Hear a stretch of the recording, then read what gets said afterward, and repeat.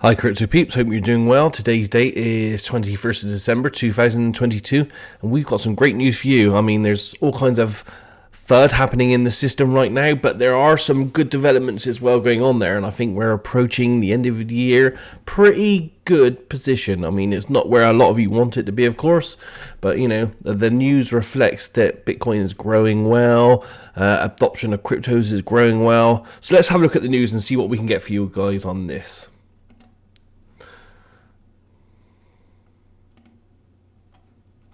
So, okay, my first news story here is on the Bitcoinist, and it's payments giant Visa looks to Ethereum for automatic payment system. Now, I think this is a great piece of news, and you know, when they pull this off, this is going to be a great development. So, payments giant Visa has teased a possible integration with Ethereum to enable an automatic payment system. Visa has already been working with blockchain for a while, however this time round it's gearing for a self-custody wallet. Visa, which is one of the largest payment processors, is working on new ways for it to be able to enable transactions without involving a third party. The payments giant is moving towards an automatic payment system using the Ethereum blockchain to achieve this. In its proposal, it plans to leverage the Ethereum account abstraction, which was first presented by founder Vitalik Buterin back in 2017.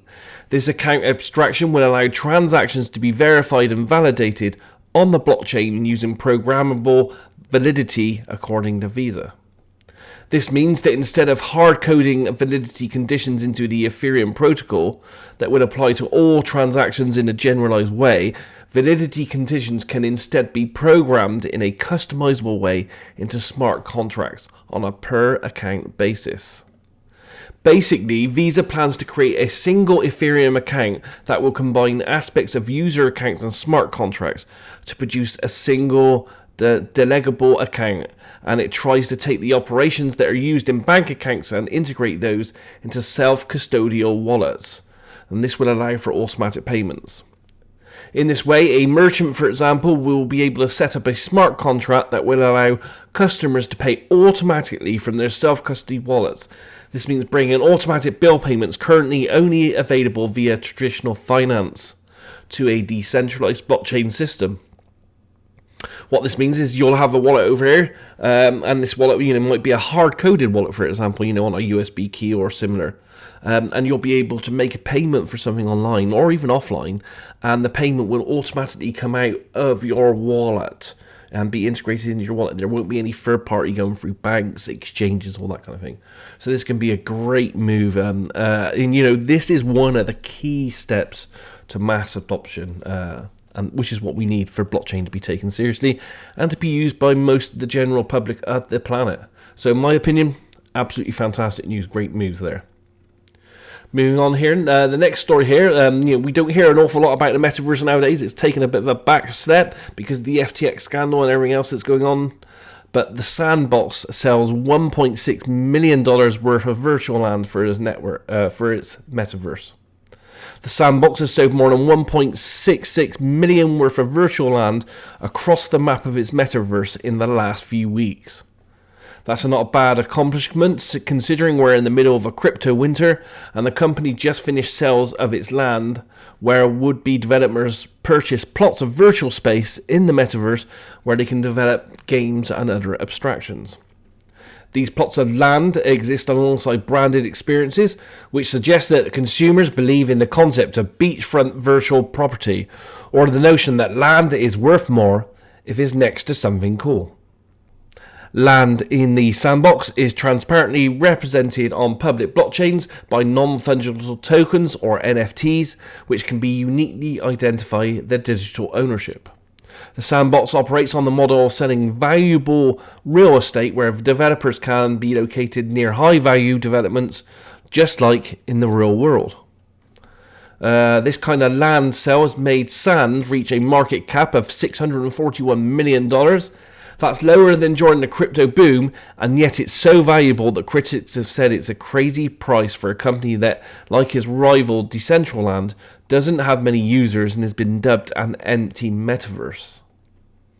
The sandbox continues to be successful selling lands, and starting on November 22nd, the sandbox put 1,900 virtual parcels up for sale, and it has now completed the sales in 2 chunks of the virtual lands. The sandbox sells the parcels for a fixed price, and it has artificially limited the number of plots of land it will sell to protect user investments. It has also completed 2 more collections of land and sold them out. It goes on to say here, this kind of land sale has helped the sandbox expand, and it's owned by Amimoca Brands and is now more than 400 people working for it, and it expects to hire 50 to 60 more. And this is happening in an environment where FTX has gone bankrupt, with criminal investigations of its founder and so on.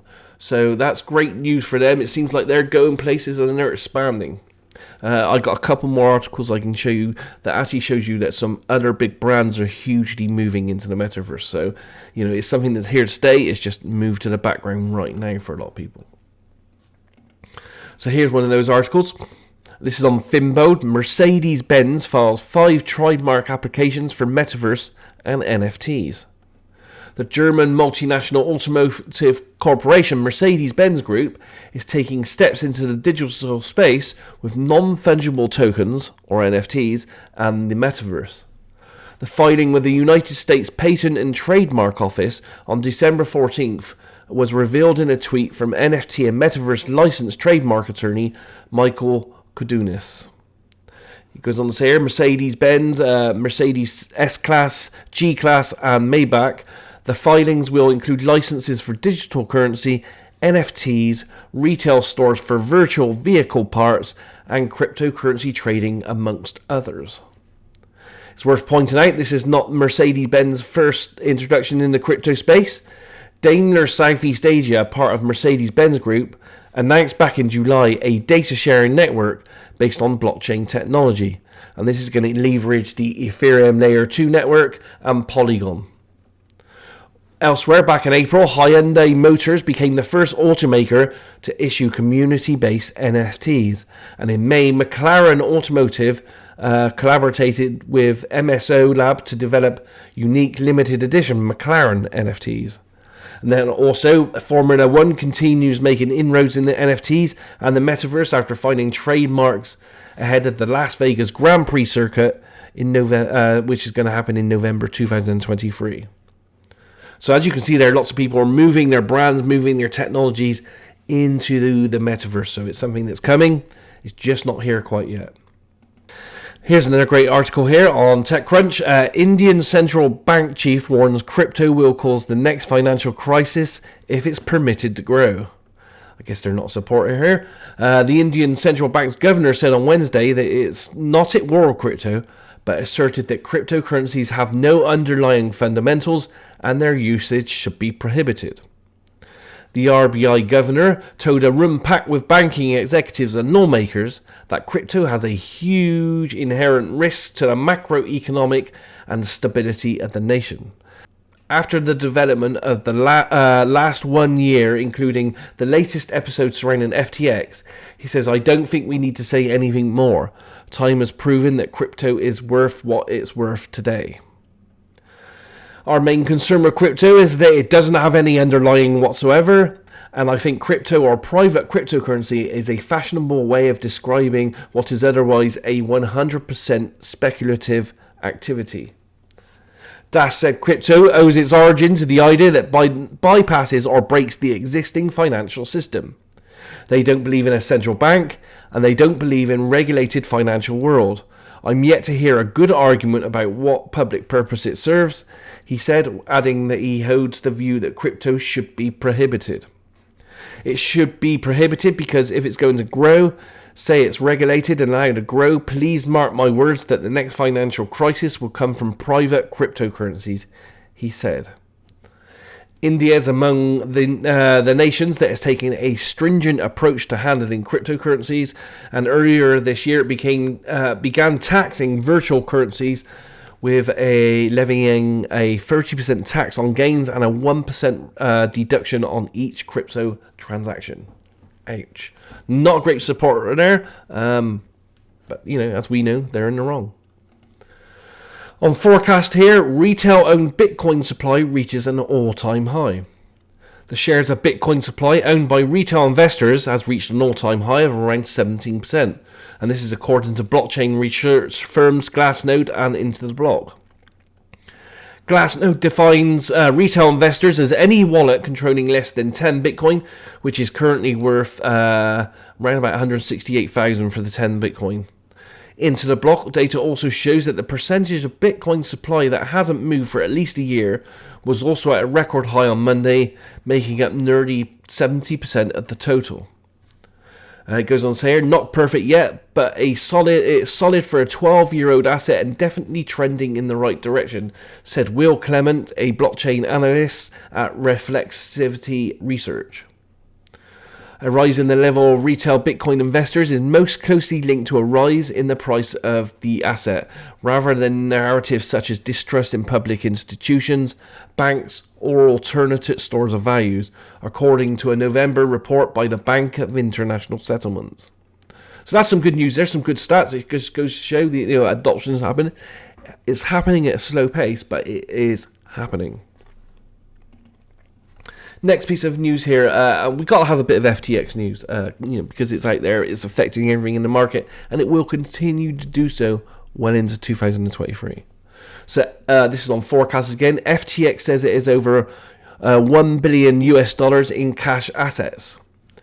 The new restructuring team of bankrupt cryptocurrency FTX has reportedly located over $1 billion in cash assets that are held in US financial institutions. The team also requested about millions in political and charitable contributions made by their former chief executive, Sam Bankman-Fried. So it goes on to say here, FTX new management told creditors on Tuesday at a procedural hearing that it has identified $720 million in cash assets in the US. And it's been authorized by the US Justice Department to hold funds which FTX has not consolidated. Another sum of cash assets near $500 million is already held by various US institutions in the US. The bankrupt crypto exchange is working to gain access to millions of dollars worth of assets in hundreds of bank accounts in an effort to resolve its current financial adversity. FTX new chief financial officer, speaking under oath during the bankruptcy proceedings, said about $130 million is ring-fenced in Japan for local customers, while another $6 million of assets is being kept for operational expenses.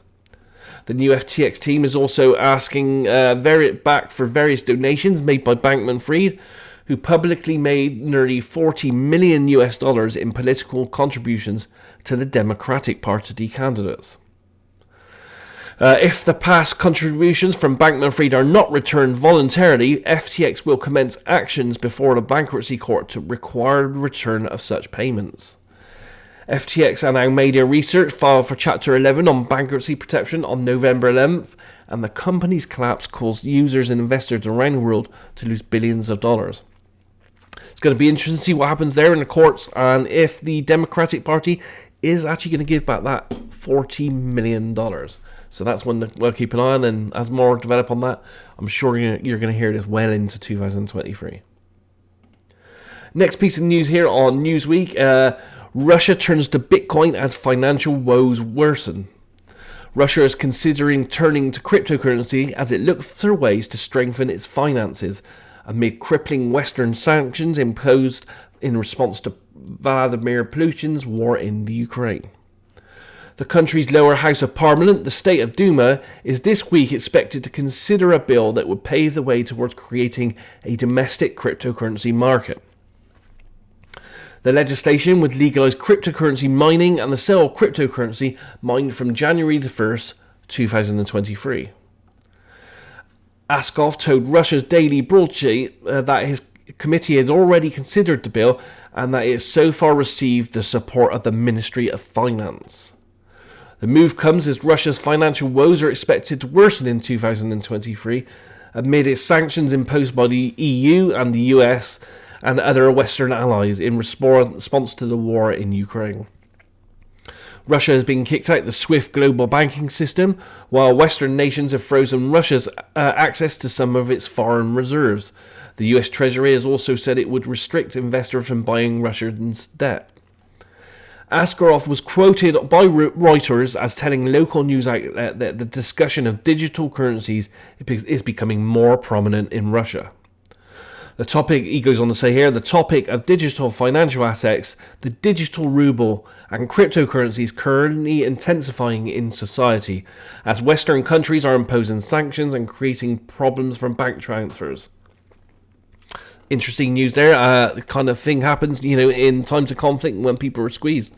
That's why Bitcoin was created in the first place, to have autonomy of its own and not be controlled by any global nations or countries or corporations. So that's interesting news there. Another piece of great news here. Consumers are crypto curious. This is on Cointelegraph. 1 in 5 now own digital currency.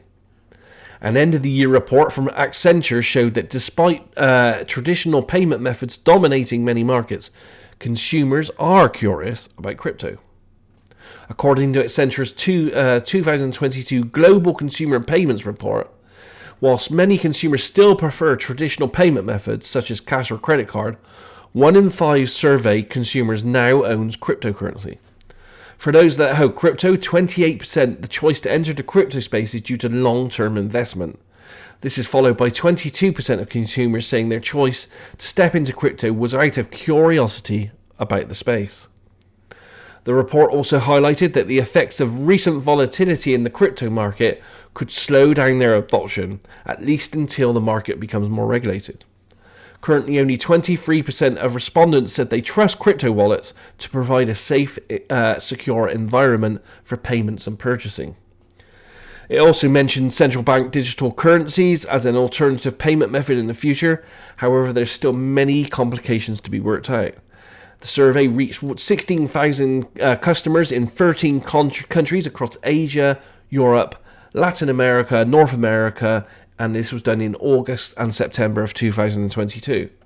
So for those of you like myself that are slowly following the path of adoption here, that's a good signature, a good bonus. As I keep saying to you guys, and as I've been saying in CryptoViewing, and now literally for the last 4 to 5 years, it's my personal belief, maybe not one held by the whole team, but it's my personal belief that cryptos are going to be adopted, but it's a slow burn. I think we're in a process of adoption.